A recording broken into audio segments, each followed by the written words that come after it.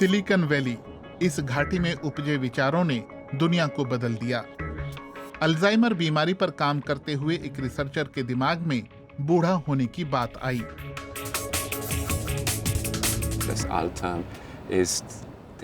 बूढ़ा होना इस बीमारी का मुख्य रिस्क फैक्टर है, लेकिन इस सवाल ने मुझे पूरा रोमांचित कर दिया कि आखिर हम बूढ़े क्यों होते हैं।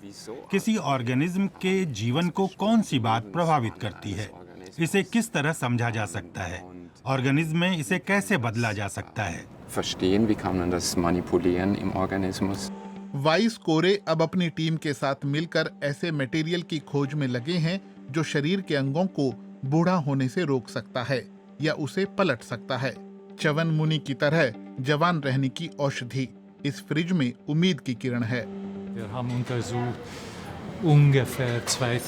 ब्लड प्लाज्मा में हमने करीब 2000 प्रोटीन की जांच की है और हमने पाया है कि बुढ़ापे के साथ बहुत सारे प्रोटीन में बदलाव आता है। इनमें बहुत से बुरे प्रोटीन हैं जो बुढ़ापे में बढ़ जाते हैं और बहुत से अच्छे प्रोटीन हैं जो बूढ़े होने के साथ कम होते जाते हैं।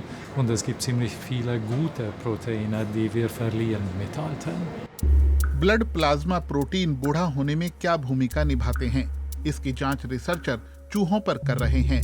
10 महीने के ये चूहे अपने हिसाब से बूढ़ों की श्रेणी में आएंगे। दिमागी तौर पर उनमें क्षय होता है, खासकर उनकी याददाश्त कम हो जाती है। ये तब दिखता है जब चूहों को भूल भुलैया से बाहर निकलने का रास्ता खोजना हो। रिसर्चर इस बात को टेस्ट कर रहे हैं कि इस परिस्थिति में युवा और बूढ़े चूहे कैसे व्यवहार करते हैं। तस्वीर में बाईं ओर दिख रहा युवा चूहा बाहर निकलकर जान बचाने वाले छेद को 20 सेकंड में खोज लेता है, जबकि दाईं तरफ वाले बूढ़े चूहे को 4 गुना ज्यादा समय लगता है। तब रिसर्चर बूढ़े चूहों को युवा चूहों का ब्लड प्लाज्मा देते हैं। अब आप जो देखेंगे वो हैरान कर देगा। बूढ़े चूहों की याददाश्त बेहतर हो गई है। वो बाहर निकलने वाले छेद को उतनी ही जल्दी खोज लेते हैं जितनी जल्दी युवा चूहे। चूहों के दिमाग में जवानी के असर दिखते हैं। उनके दिमाग में नई कोशिकाएं विकसित हो जाती हैं। अब सवाल यह है कि चूहों को नौजवान बनाने वाला नुस्खा क्या इंसानों में भी काम आ सकता है। एक पायलट टेस्ट में शुरुआती अल्जाइमर के शिकार 18 बुजुर्ग लोगों को हफ्ते में एक बार युवा लोगों का ब्लड प्लाज्मा दिया गया।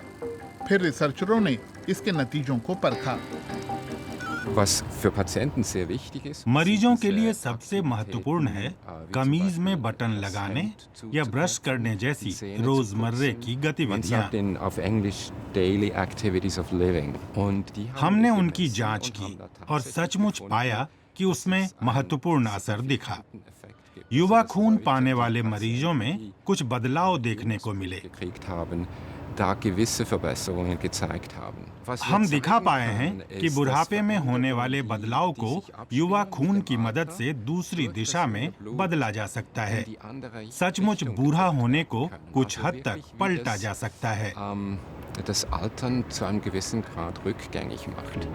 रिसर्चरों को अब उम्मीद है कि वो इस नतीजे को एक बड़े सर्वे में साबित कर पाएंगे और वे अब बुढ़ापे की एक दूसरी बीमारी पार्किंसंस पर टेस्ट कर रहे हैं।